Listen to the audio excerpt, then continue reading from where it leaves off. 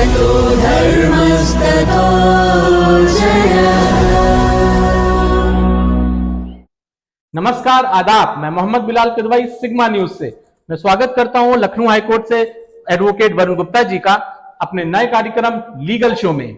और आज का जो हम मुद्दा लेकर आए हैं वो बहुत ही गंभीर और शर्मनाक मुद्दा भी है, जो आजकल हमारे समाज में बूढ़े माँ बाप के साथ हो रहा है। जो औलादें अपने माँ बाप को अपने घर से निकाल देती हैं, वो माँ बाप जो बचपन से जवानी तक अपनी पूरी मेहनत, अपनी पूरी कमाई अपने औलादों पे लगा देती हैं कि कल को हमारा औलाद एक तरक्की शुदा इंसान बनेगा, और वो बड़ा होकर अपने माँ बाप को अपने घर से निकाल देता है। क्या बीतती होगी उन माँ बाप के ऊपर। तो मैं वरुण जी से यही जानना चाहता हूं, क्या सरकार ने कोई ऐसा प्रोविजन बनाया है उन औलादों के खिलाफ कि जो अपने माँ बाप पे अत्याचार करते हैं, अपने माँ बाप को मारते हैं, अपने घर से निकाल देते हैं अपने माँ बाप को, तो वो बूढ़े माँ बाप क्या करें और वो कहां जाएं। प्रोग्राम शुरू करने से पहले आपको लेके चलते हैं एक सर्वे की ओर। उस सर्वे के मुताबिक 30 से 50% बुजुर्गों में ऐसे लक्षण मौजूद थे जो कि डिप्रेशन का शिकार बनाते हैं।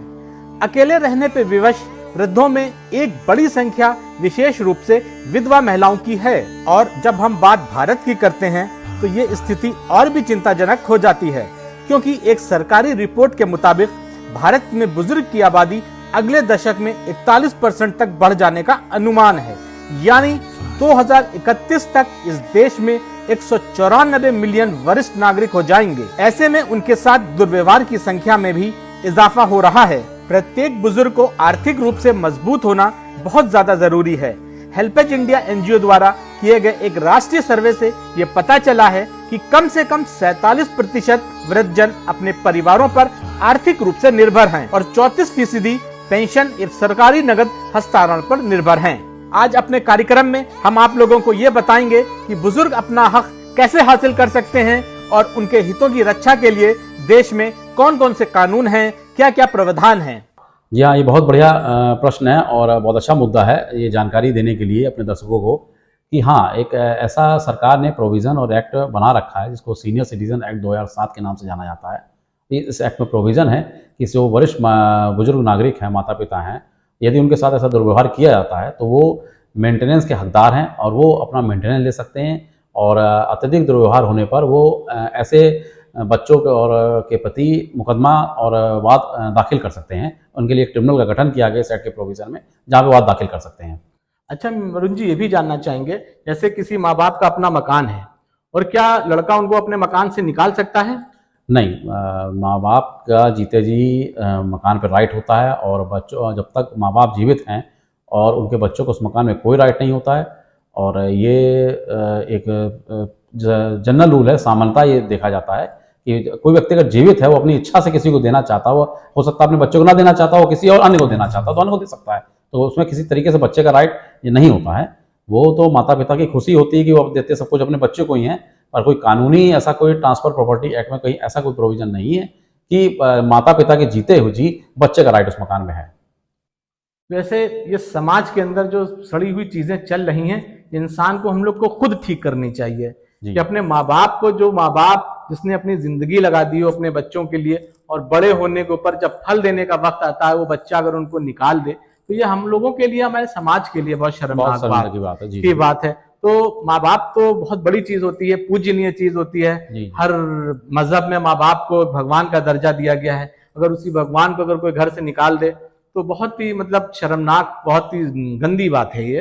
तो अगर इस तरीके का प्रोविजन है तो ये तो बहुत अच्छी बात है। अच्छा, ये माँ बाप जानते नहीं है इन प्रोविजन के बारे में, तो ये कैसे मतलब उसको जानने कैसे? बताना चाहूँगा कि ये जो नियम है, मैं अपने दर्शकों को बताना चाहूँगा कि सीनियर सिटीजन एक्ट 2007 अमेंडमेंट नियम 2019, इसका अमेंडमेंट 2019 में हुआ था। इसमें किसी भी बुजुर्ग नागरिक के साथ किसी प्रकार का दुर्व्यवहार किया जाता है तो उसके सगे संबंधियों द्वारा, उसके पुत्रों के द्वारा, उसके ग्रांडसन पौत्रों के द्वारा, तो वो इसके तहत एक ट्रिब्यूनल का गठन होता है जो डीएम के कंट्रोल में होती है, जिले के जिलाधिकारी के कंट्रोल में होती है। और इसके लिए हेल्पलाइन नंबर भी है, जिसका नंबर है एल्डर नेशनल लेवल पर हेल्पलाइन नंबर है, टोल फ्री नंबर है 14567। इस टोल फ्री नंबर पर कंप्लेंट दर्ज कर सकता है। संबंधित जिलाधिकारी को 30 दिन के अंदर इस समस्या का निपटारा करना ही पड़ता है। इसमें साफ साफ एक्ट में प्रोविज़न है। और अपने मेंटेनेंस के लिए वो वाद दाखिल कर सकते हैं माता पिता। और इसमें मिनिमम कम से कम जो पुत्र हैं उनके ऊपर 10,000 रुपये महीना माता पिता को देने के लिए बाध्य है। इसमें मेंटेनेंस, और ये मेंटेनेंस का मुकदमा कर सकते हैं। ऐसा नहीं है, अगर जानकारी ही बचाव है, अगर आदमी जानता है तो उस चीज़ को बच सकता है और इससे से अपने हक को, लड़ाई को लड़ सकता है। सरकार ने बहुत अच्छी सुविधा दे रखी है और एक्ट का गठन 2007 में हो चुका है और इसका अमेंडमेंट 2019 में आया हुआ है, जिसमें काफ़ी कुछ संशोधित किया जा चुका है। तो कुल मिला के सीधी सीधी बात दर्शकों को बताना चाहेंगे कि आप कोई बुजुर्ग माता पिता असहाय नहीं है, सरकार उनके साथ है, कानून उनके साथ है, कानून ने उनके नियम बना रखे हैं। सिर्फ जानकारी की अभाव में इन नियमों को नहीं जान पाता है आदमी और कुछ प्रकार की कार्रवाई नहीं कर पाता है। तो बेहतर है, अगर किसी के साथ भगवान न करे ऐसी घटना घटे, अगर होती है तो वो कानूनी रूप से इस चैनल के माध्यम से इस प्रोग्राम को देख के इस टोल फ्री नंबर से अप्लाई कर सकता है, संबंधित जिलाधिकारी के आवेदन दे सकता है और किसी प्रकार की समस्या होती है तो वह इन सब चीज़ों को ऑनलाइन चैनल के प्रोग्राम से हम लोग से कंसल्ट करके इसको जानकारी कर सकता है।